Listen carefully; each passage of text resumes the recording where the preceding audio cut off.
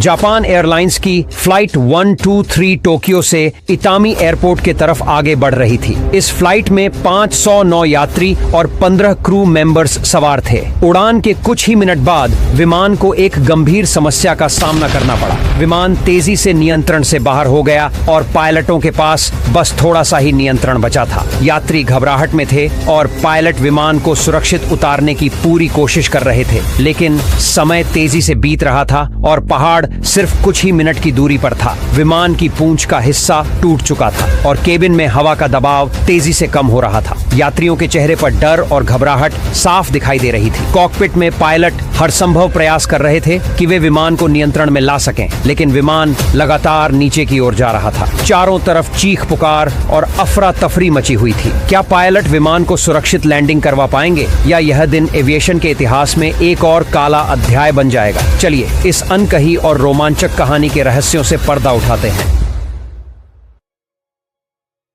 यह Japan airlines flight 123 की कहानी है।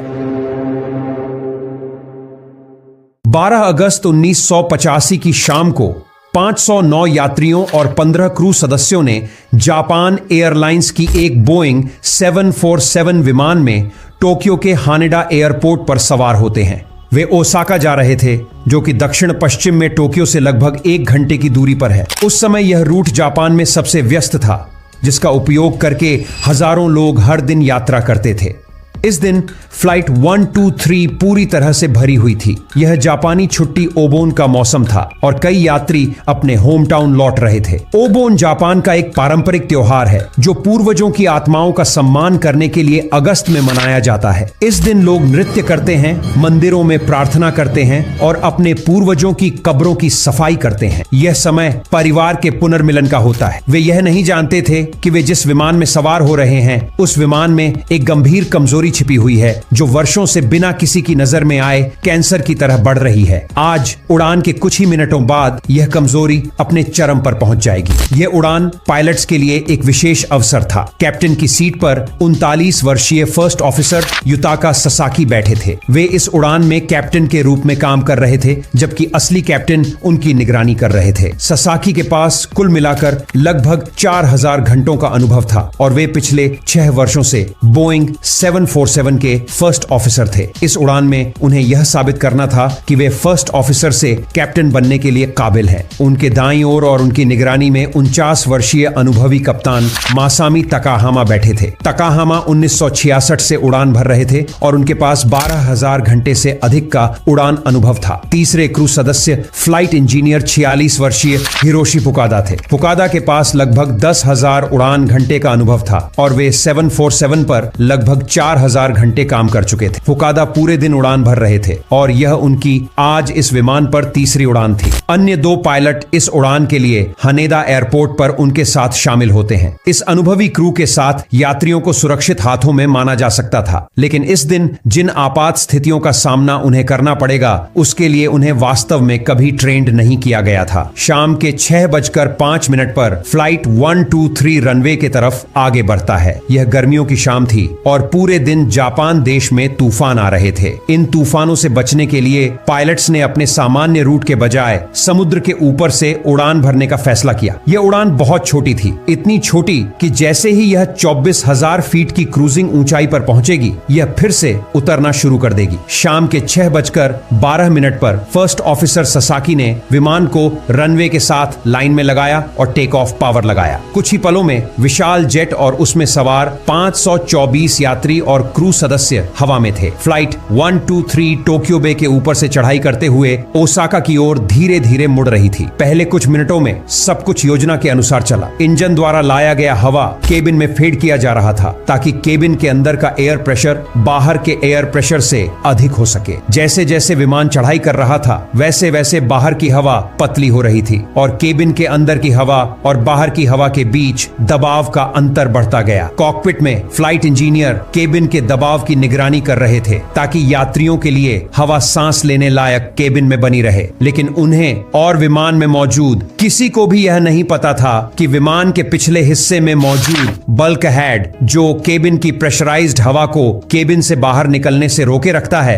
वो काफी कमजोर हो चुका था। वर्षों पहले ओसाका में उतरते समय विमान की पिछले हिस्से पर जोरदार झटका लगा था, जिससे इस बल्क हेड में क्षति हो गई थी। क्षति इतनी बुरी थी कि विमान को कुछ दिनों के लिए फ्लाइट भरने से रोक दिया गया और व्यापक मरम्मत की गई। लेकिन बल्क हेड की मरम्मत सही तरीके से नहीं की गई थी, जिसके कारण इस घटना के बाद हर उड़ान के दौरान जब भी विमान चढ़ाई करता था, तब केबिन के अंदर की हवा बल्क हेड को लगातार दबाती थी, जिससे छोटी छोटी दरारें और बढ़ती जा रही थीं। और अब लगभग 12,400 उड़ानों और घटना के 11 साल बाद जब विमान प्रशांत महासागर के ऊपर ऊंचाई पर क्रूज कर रहा था, तब यह बल्क हेड विध्वंसकारी तरीके से टूट जाता है। जो कुछ भी अब आप देखने वाले हैं वह इस उड़ान की यात्रा का एक पूरी तरह से सटीक पुनर्निर्माण है। विमान की स्थिति और गति, साथ ही आप जो ऑडियो सुनने वाले हैं, उसे इस उड़ान के फ्लाइट डेटा रिकॉर्डर से सीधे लिया गया है। जैसे ही केबिन में मौजूद प्रेशराइज्ड एयर ने खुद को बाहर निकालने के लिए रास्ता बनाया, वैसे ही हवाई जहाज के पिछले हिस्से में मौजूद कमजोर हुआ bulk head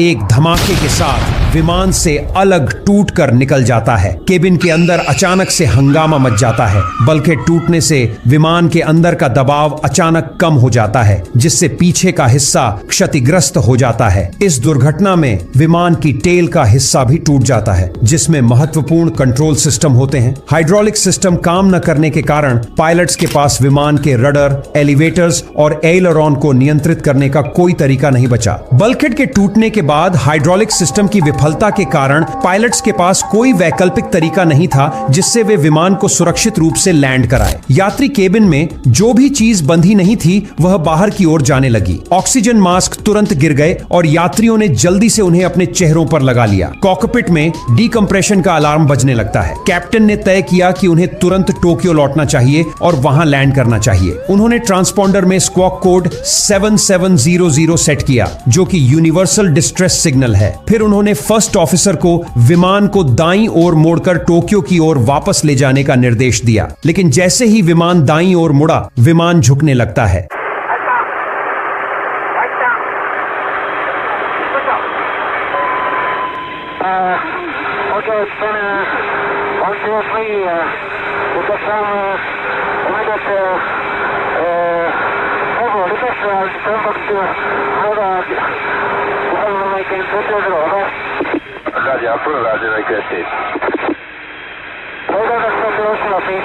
Roger, you want right or left arm?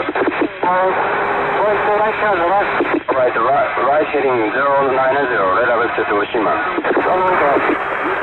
First officer ने कई बार विमान को सीधे पंखों के स्तर पर लाने की कोशिश की, लेकिन वे हर बार नाकामयाब साबित होते हैं, क्योंकि विमान की हाइड्रोलिक सिस्टम जो फ्लाइट कंट्रोल को शक्ति देती है, उसने दबाव खो दिया था, जिसका मतलब यह है कि पायलट केवल विमान को इंजन के जरिए ही कंट्रोल कर सकते थे। फ्लाइट इंजीनियर ने देखा कि सभी हाइड्रोलिक सिस्टम्स कुछ ही सेकंडों में पूरी तरह बेकार हो गई। कैप्टन ने फ्लाइट इंजीनियर से पूछा कि क्या वास्तव में हाइड्रोलिक प्रेशर शून्य हो गया है। सबसे बुरा सपना सच हो गया था। सभी संकेतक शून्य पर थे। हाइड्रोलिक पावर चले जाने का मतलब था कि पायलट्स के नियंत्रण अब बेकार हो गए थे। चाहे वे कितना भी कोशिश करें, विमान को ऊपर नीचे या बाएं दाएं घुमाया नहीं जा सकता था। और जहां तक टेल में मौजूद रडर की बात है, वह भी पूरी तरह से विमान से अलग हो चुका था। पायलट्स अब अपने ही विमान में यात्री बन गए थे, क्योंकि वे अब चाहते हुए भी इस विमान को कंट्रोल नहीं कर सकते थे। एयर ट्रैफिक कंट्रोल ने क्रू को रडार वेक्टर देने की पेशकश की, ताकि वे एयरपोर्ट की तरफ लौट सके। 124, fly heading 090, red avance to Hiroshima.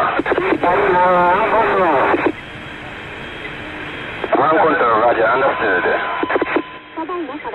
Air traffic control के लिए यह पहला संकेत था कि यह एक गंभीर आपात स्थिति है। यह सिर्फ एक खराब इंजन या बीमार यात्री के साथ लौटने वाला विमान नहीं था, बल्कि यह विमान पूरी तरह नियंत्रण से बाहर हो चुका था। आमतौर पर विमान का टेल फिन या वर्टिकल स्टेबलाइजर हवा में विमान को स्थिर करता है, लेकिन वर्टिकल स्टेबलाइजर के विमान से अलग हो जाने के बाद फ्लाइट 1, 2, 3 एक पत्ते की तरह हवा में झूलने लगती है, जिसे डच रोल कहा जाता है। इस हलचल ने यात्रियों को उल्टी का एहसास कराया। यात्री दहशत और दबाव की कमी के कारण बीमार महसूस करने लगते हैं। रडर के न होने का कारण विमान को सही दिशा में नियंत्रित करना बहुत मुश्किल हो जाता है, क्योंकि रडर विमान को स्थिर करने का काम करता है। लेकिन यह बाईं दाईं हलचल पायलट्स की एकमात्र समस्या नहीं थी। बिना हाइड्रोलिक शक्ति के वे विमान की पिच को भी नियंत्रित नहीं कर सकते थे। परिणाम स्वरूप विमान ने एक डरावनी रोलर कोस्टर जैसी गति शुरू कर दी। यात्रियों के लिए यह किसी बुरे सपने जैसा था। यह स्पष्ट था कि विमान पूरी तरह से नियंत्रण से बाहर हो चुका था। कई लोगों ने अपने प्रियजनों के लिए नोट्स लिखना शुरू कर दिया। फ्लाइट अटेंडेंट्स ने यात्रियों को ऑक्सीजन मास्क का उपयोग करने का निर्देश दिया। यह तस्वीर एक यात्री ने ली थी। इसमें एक फ्लाइट अटेंडेंट को एक अतिरिक्त मास्क से ऑक्सीजन लेते देखा जा सकता है। आश्चर्यजनक रूप से कॉकपिट में पायलट्स ने अभी तक अपने ऑक्सीजन मास्क नहीं लगाए थे। वे विमान को नियंत्रित करने की कोशिश में इतने व्यस्त थे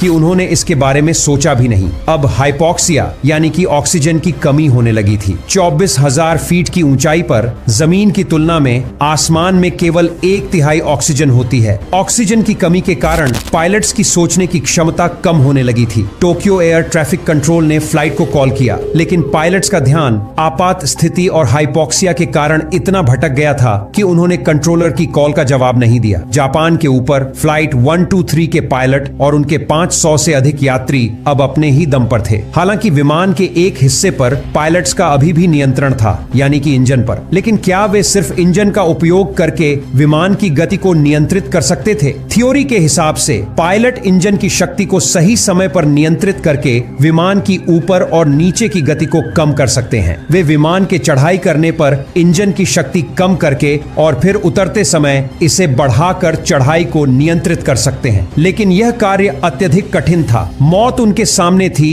और वे अब हाइपोक्सिया के कारण सुन्न हो चुके थे। विमान को सिर्फ इंजनों के सहारे कंट्रोल करना काफी मुश्किल था। उनकी 747 पर ट्रेनिंग व्यापक थी और उनके पास दशकों का उड़ान अनुभव था, लेकिन यह स्थिति उनके अनुभव से कहीं अधिक थी। पायलट्स इंजन की मदद से विमान को नियंत्रित करने का प्रयास कर रहे थे। टोक्यो एयर ट्रैफिक कंट्रोल उनसे कांटेक्ट करती है और उन्हें कुछ विकल्प देती है।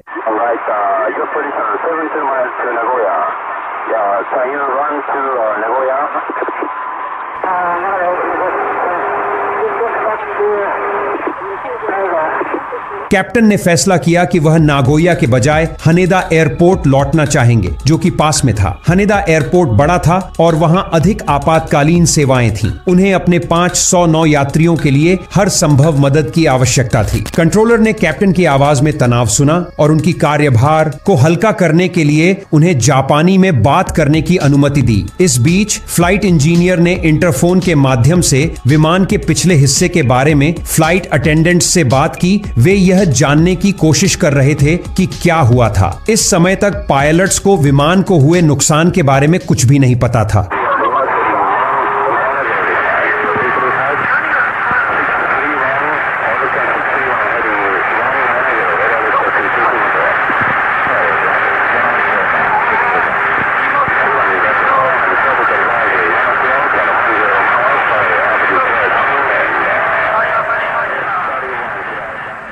फ्लाइट अटेंडेंट ने फ्लाइट इंजीनियर को बताया कि विमान के पीछे का हिस्सा क्षतिग्रस्त हो गया है। उन्होंने यह जानकारी पायलट्स को दी और बताया कि यात्री अपने ऑक्सीजन मास्क पहन रहे हैं, लेकिन दोनों पायलट्स ने कोई प्रतिक्रिया नहीं दी। इस समय तक वे हाइपोक्सिक थे और विमान के नियंत्रण के साथ संघर्ष कर रहे थे। उनकी स्थिति बेहद गंभीर थी। मानव मस्तिष्क शरीर के वजन का केवल 2% होता है, लेकिन यह 20% ऑक्सीजन का उपयोग करता है। मस्तिष्क का सबसे संवेदनशील क्षेत्र ऑक्सीजन की कमी के लिए कॉर्टेक्स है, जो मस्तिष्क की सतह पर पतली कोशिकाओं की परत है। यह मस्तिष्क का हिस्सा समस्या समाधान और जटिल कार्यों को करने के लिए जिम्मेदार होता है, जो कि पायलटों को इस आपातकाल में करने की आवश्यकता थी। फ्लाइट इंजीनियर ने कैप्टन से इमरजेंसी डिसेंट को शुरू करने के लिए कहा।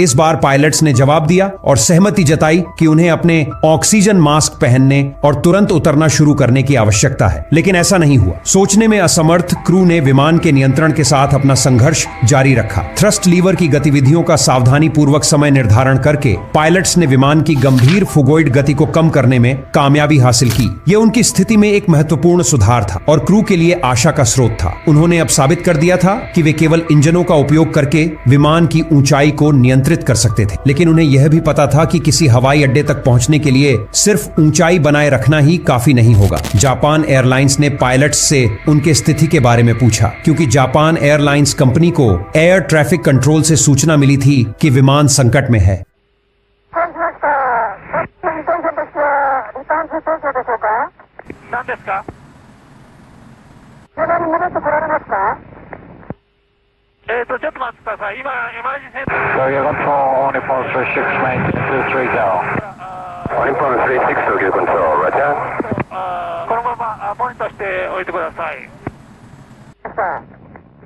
विमान किसी इमरजेंसी डिसेंट में नहीं था। वास्तव में विमान अभी भी 20,000 फीट और 25,000 फीट के बीच ऊपर नीचे हो रहा था। विमान के दाएं तरफ बैठे यात्री नीचे से माउंट फूजी को गुजरते हुए देख सकते थे। अगर क्रू को हवाई अड्डे तक पहुंचना था तो उन्हें अब उतरना होगा।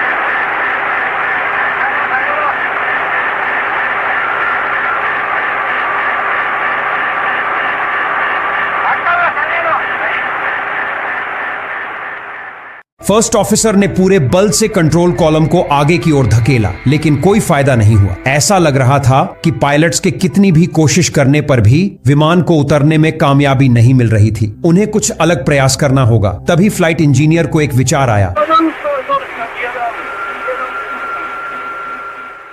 यह एक अच्छा विचार था। लैंडिंग गियर को नीचे करके विमान को धीमा किया जा सकता था, जिससे इसे उतरने में मदद मिलेगी। यह तरीका थोड़ा अलग था, लेकिन इस उड़ान में सब कुछ वैसे भी असामान्य था। लेकिन कैप्टन को लगा कि हाइड्रोलिक पावर के बिना लैंडिंग गियर को नीचे करना संभव नहीं होगा। विमान के सभी नियंत्रण सिवाय इंजन थ्रस्ट लीवर के केवल कॉकपिट में सजावट बनकर रह गए थे। लेकिन एक तरीका था जिससे चालक दल गियर को नीचे कर सकते थे। 747 जैसे विमानों पर हाइड्रोलिक पावर के बिना भी गियर को उनके वजन के तहत गिराकर नीचे किया जा सकता है। फ्लाइट इंजीनियर ने इस तरीके का सुझाव कप्तान को दिया।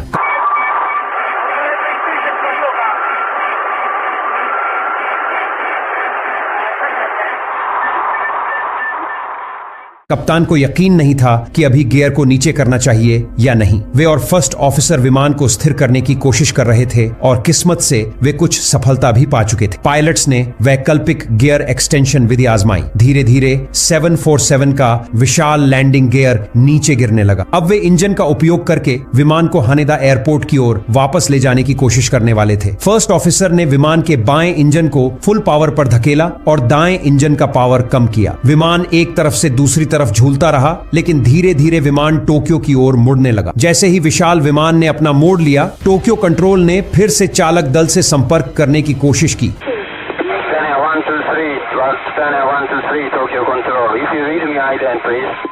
लेकिन चालक दल ने कोई जवाब नहीं दिया। कैप्टन ने अपने साथियों को कंट्रोलर की बातों को अनसुना करने और विमान उड़ाने पर ध्यान केंद्रित करने को कहा।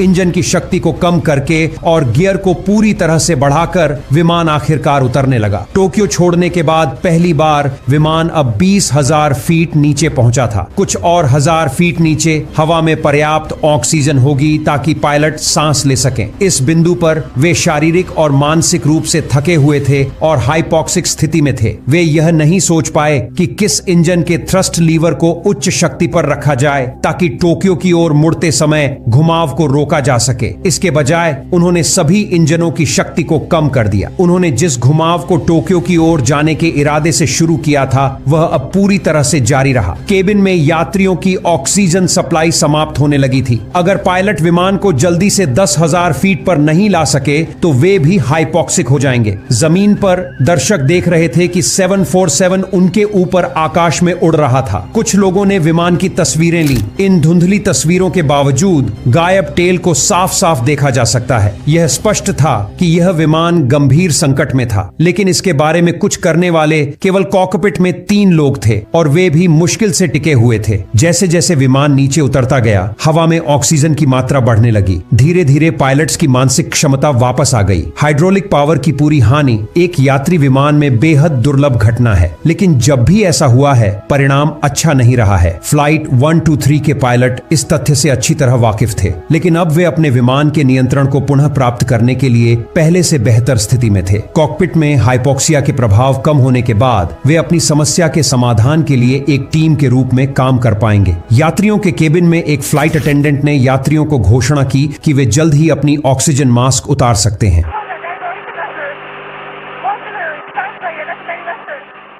लेकिन इस सुरक्षित ऊंचाई पर आने के बावजूद एक नया खतरा सामने आया। विमान के ठीक सामने एक विशाल पर्वत श्रृंखला थी।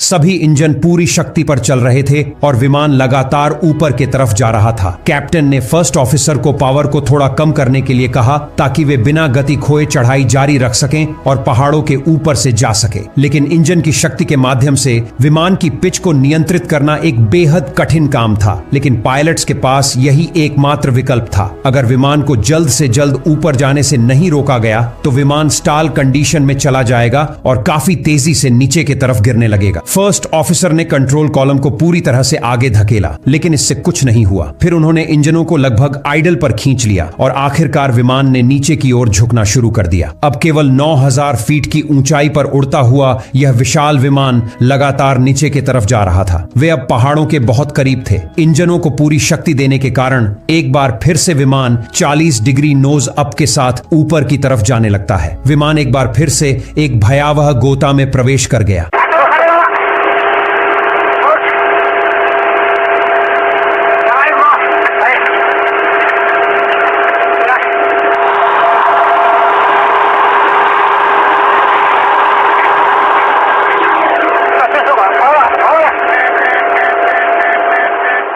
पायलट जानते थे कि सिर्फ इंजन का पावर कम या ज्यादा करने से काम नहीं चलने वाला है। अपने जेट और उसमें सवार 521 यात्रियों और चालक दल को बचाने का कोई मौका पाने के लिए उन्हें कुछ अलग करना होगा। एक गवाह ने बाद में जमीन से विमान की चालों का वर्णन एक लड़खड़ाते शराबी की तरह किया। फर्स्ट ऑफिसर ने फ्लैप्स को नीचे करने का सुझाव दिया ताकि विमान का स्पीड कम किया जा सके, लेकिन बिना हाइड्रोलिक पावर के फ्लैप्स को नीचे करने का एकमात्र तरीका विमान की बैकअप इलेक्ट्रिकल सिस्टम के माध्यम से था। पायलटों ने सिस्टम को सक्रिय किया और फ्लैप्स को नीचे करना शुरू किया। धीमी गति से फ्लैप्स धीरे धीरे विस्तारित होने लगे। फर्स्ट ऑफिसर ने विशाल विमान को नियंत्रण में लाने के लिए अपना प्रयास जारी रखा और इस बार यह प्रयास काम करता हुआ लग रहा था। थ्रॉटल्स के मूवमेंट्स को सावधानी पूर्वक समय पर समायोजित करके उन्होंने विमान की रोलर कोस्टर गति को रोक दिया। चालक दल अब पूरी तरह से होश में थे और उनका दिमाग अब हाइपोक्सिया द्वारा सुस्त नहीं था। उन्हें अब जल्द से जल्द हवाई अड्डे पर लौटना होगा। वे विमान की हिंसक चालों से इतने विचलित हो गए थे कि उन्होंने पूरी तरह से यह ट्रैक खो दिया था कि वे कहां थे और वे अब टोक्यो से कितनी दूर थे। फ्लाइट इंजीनियर ने नियंत्रक से पूछा कि उनका एग्जैक्ट लोकेशन कहां है।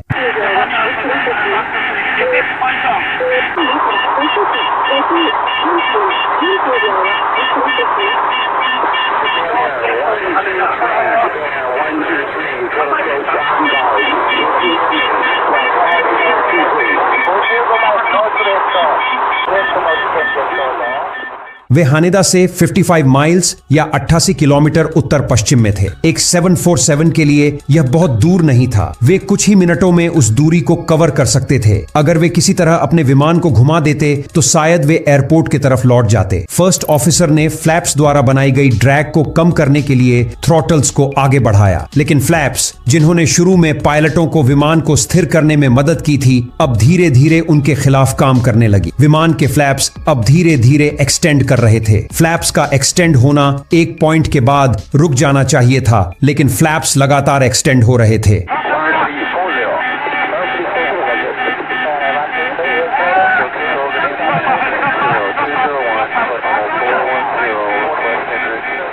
लेफ्ट विंग्स का फ्लैप राइट विंग्स के फ्लैप्स के मुकाबले ज्यादा एक्सटेंड हो जाता है, जिसके वजह से लेफ्ट साइड में ज्यादा लिफ्ट पैदा होने लगता है, जिसके वजह से विमान का लेफ्ट विंग हवा में उठ जाता है और तेजी से पहाड़ों की ओर फिसलने लगता है। धीरे धीरे विमान का कंट्रोल पायलट्स के हाथों से निकलने लगता है। विमान 18,000 फीट प्रति मिनट की दर से नीचे गिरने लगता है, जो सामान्य दर से 10 गुना ज्यादा है। पायलट्स ने पूरी ताकत से कंट्रोल्स को पीछे खींचा, लेकिन तब तक बहुत देर हो चुकी थी। राइट विंग्स और बाहरी इंजन पहाड़ी से टकराकर विमान से अलग हो गए।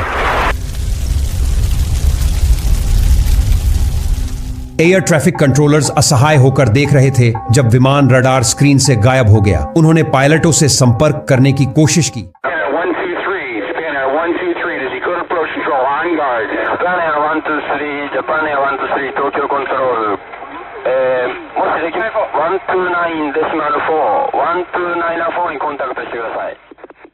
लेकिन कोई जवाब नहीं मिला। 1 मिनट बाद जापानी सेना के विमान ने नागानो पहाड़ों में एक बड़े अग्निगोले को देखा। अमेरिकी वायुसेना का एक विमान पास में उड़ रहा था और उसने जीवित लोगों की खोज में मदद की पेशकश की। हालांकि ऐसा लग रहा था कि कोई बचा नहीं होगा, लेकिन जापानी अधिकारियों ने इस पेशकश को ठुकरा दिया और अपने बचाव दल को दुर्घटना स्थल पर भेजना पसंद किया। हालांकि जापानी अधिकारियों ने यह मानते हुए कि कोई जीवित नहीं बचा होगा, इसलिए उन्होंने अपने बचाव दल को सुबह होने तक दुर्घटना स्थल पर नहीं भेजा। जब तक वे पहुंचे तब तक 12 घंटे बीत चुके थे और मौके पर पहुंचे डॉक्टरों ने कहा कि जिन यात्रियों की जान बचाई जा सकती थी वे रेस्क्यू मिशन में देरी होने के कारण बच नहीं सके। 524 यात्रियों और क्रू में से सिर्फ 4 लोग ही बच सके। ये चारों लोग विमान के पिछले हिस्से में बैठे थे। ये संख्या अधिक हो सकती थी यदि जापानी अधिकारियों की प्रतिक्रिया इतनी देर से न होती। इस दुर्घटना के परिणाम स्वरूप बोइंग ने 747 के पिछले हिस्से को फिर से डिजाइन किया